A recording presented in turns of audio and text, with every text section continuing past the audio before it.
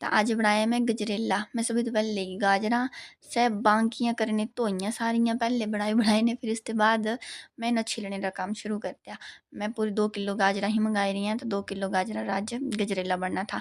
तो छिली के बेली होगी। फिर थी पर इन्हें कद्दूकस करने की बिच हरी गपशप भी शुरू हो गई थी। मैं कह मेरे पापा कह मेरी भाभी थी सौगी है, तीनों गल्ला भी कर रहे हैं, काम भी कर रहे थे। फिर उसके बाद मैंने करोड़ी कराड़ी की हुई बेली। तो फिर मैं कद्दूकस वाला है साफ सूफ किया सारा।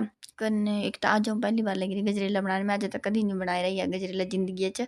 मैं चल फस्ट ट्राई करनी। मेरी भाभी बोली दीदी आई जा तू बनाने। मैं आता तो नहीं है, पर यूट्यूब पर देखे था एक बार हूँ मैं इं बनाई देना। भाभी बोले ठीक है बनाई दो, तो देखा कि जो बनगा। फिर ही मैं तू है नहीं करानी मेरी कोई हेल्प नहीं, मैं आपू करना जो भी करना, मैं खुद बनाना गजरेला। बोले ठीक है। तो मैं कढ़ाई कढ़ूई चढ़ाई थी इस पर चुल्ली पर। मैं चुल्ली पर बनाए ना, चुल्ली का स्वाद ही कुछ अलग हुआ। फिर चुल्ली पर जो कोई चीज़ बना रही होती है स्वाद बिल्कुल ही अलग हुआ। तो मैं घ्यू पाया सजर कर गर्म होने रनी त्या। फिर मैं गजरेला गाजर जड़ियाँ थी करोड़ी दियाँ सारियां पाइयां इस छेड़ा छूड़ा दित्या छैल करी ने सारा घ्यू मिक्स किया इस कने थोड़ी देर में कढ़ने रखी तय पे। थोड़ा जैसा कलर थोड़ा चेंज हो जाएगा। फिर कलर कुलर थोड़ा चेंज हो रहा था। मैं इस जैसे दूध पाई त्या, पता नहीं किलो की थैली थी शायद, तो मैं किलो सारा ही पाई था जितना भी था पाया। फिर उसके बाद चीनी भी पाई थी। मैंने चीनी पाई थी सौगी सौगी गलियांगी।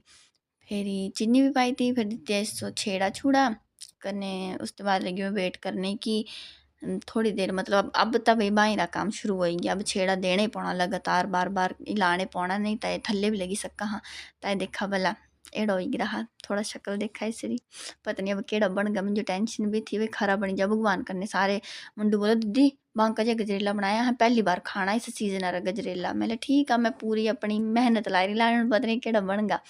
फिर मैं थोड़ी जी गरी ही करोड़ रही, मैं लिया पाई दें बिचा। फिर हजे भी छेड़ा छूड़ा दित्या। तो मेरा गजरेला बनी के जे तैयार हो गया, दुद्ध दध सुकी रहा।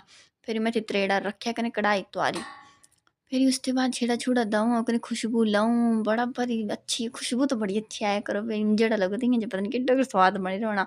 मेरे तेरे नहीं होए करो भाई, मैं कल जे खाऊँ आई जाओ तुम्हें सारे भी खाना जे गजरेला मेरे थारा पहली बार बनाई रहा मैं बनाया। फिर मुझे टेंशन भी थी पता नहीं बनी रहा केड़ा होना। तो सभी तो पहले अप्पू जे चक्खे ने देखी लाई आऊँ।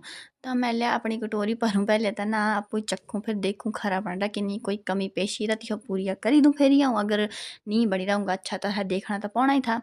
तो फिर उसके बाद मैं लगी तो गर्म बड़ा पर था क्योंकि हूँ तो चुल्ली ते तो आ रहा था। फिर मैं फूका मारी मारी ठंडेरू फिर लगी खाने। तो मैं पहली बाइट ली पर बड़ा बारी अच्छा, मतलब अपनी तारीफ अप्पू तो नहीं करना चाहती पर अच्छा बन रहा था, मतलब खाने लायक बंदे खाई सकते हैं।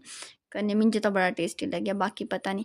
फिर मैं चल अप्पू तो चखी लैन भाभी च खाऊँ अपनी। मैं कौली भरी कने लेइयै अपनी भाभी लै जाओ। मैं भाभी दसना मिंजो केड़ा लगा खाई ने। मेरी भाभी भी तारीफ करो नहीं दीदी तुहें बड़ा अच्छा बनाए रहा। तो ठीक है दोस्तों, बाय बाय।